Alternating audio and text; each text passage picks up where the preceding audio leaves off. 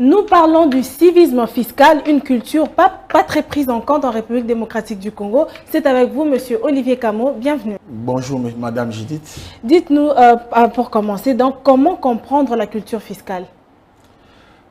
La culture fiscale, en des termes simples, par culture fiscale, nous devons comprendre cet esprit de pouvoir toujours et de manière régulière de se conformer au fisc.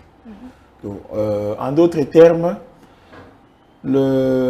tout citoyen doit être animé de manière régulière, c'est-à-dire il doit intérioriser en lui la culture du fisc.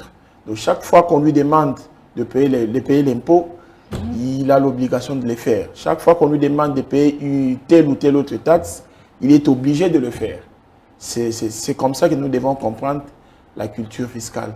Mais est-ce que le Congolais fait montre d'une culture, de cette culture justement?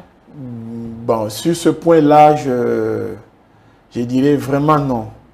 Vraiment non, au vu de ce que nous constatons sur le terrain, de ce que nous voyons au sein de l'opinion. Vous trouvez par exemple, on n'a peut-être pas de chiffres disponibles maintenant là, mais je suis certain que dans notre pays, les citoyens ne sont pas habitués à pouvoir payer le fisc. Ceux qui payent le fisc, ceux qui s'adonnent à la culture fiscale, représentent vraiment des chiffres très maigres par rapport à ceux qui ne sont pas habitués. Et donc, quel est l'impact direct du respect de la culture fiscale sur l'économie nationale, mais également sur le Congolais lambda? Bon, dans un pays où les gens sont habitués à payer le fisc, il s'est fait que l'État arrive facilement à mobiliser les recettes publiques. C'est-à-dire ce sont ces recettes qui devront permettre que l'État puisse faire face à ses charges. Chaque fois qu'il y a un besoin qui nécessite des moyens, l'État est obligé d'aller puiser dans ses caisses pour pouvoir faire face à ces besoins-là. Alors, pour que ces caisses-là soient régulièrement fournies, il faut, en grande partie, que tout citoyen puisse s'acquitter au paiement du fisc, au paiement de l'impôt. Mais alors, qu'est-ce qu'il faut faire exactement pour que le Congolais prenne conscience de la culture fiscale? Sur ce point-là, pour que les Congolais puissent prendre conscience de la culture fiscale, il faut, premièrement, une meilleure éducation civique. Il faut qu'au niveau, par exemple, de chaque niveau d'enseignement, que ce soit au primaire, au secondaire ou au niveau universitaire, qu'on puisse intégrer, qu'on puisse très bien donner le cours du civisme.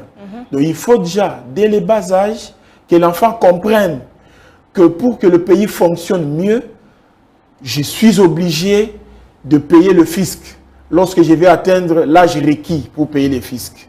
Et à ce niveau-là déjà, lorsqu'on intériorise la culture fiscale, quand l'enfant grandit, il se dit, écoutez, j'ai l'obligation de payer le fisc. Il va au secondaire, il va à l'université, c'est pareil. Et c'est comme ça que ça pourra devenir tout un cycle et automatiquement, vous trouverez que tout Congolais pourra intérioriser la culture fiscale. Mais en attendant, pour cette génération qui est déjà assez mature, on n'attendra pas que la prochaine génération vienne. Qu'est-ce qu'on peut vraiment faire pour que cette culture soit assise? Bon, maintenant là, je ne dirais pas qu'il faut frapper, mais il faut ramener les gens à prendre conscience. Il faut, par exemple, des séances de sensibilisation, des séances d'éducation à travers les médias, à travers les églises, parce que nous savons que les pasteurs sont aussi des leaders d'opinion. À travers nos musiciens, à travers nos comédiens, on peut organiser une sorte de vulgarisation pour pouvoir inculquer la culture fiscale aux citoyens.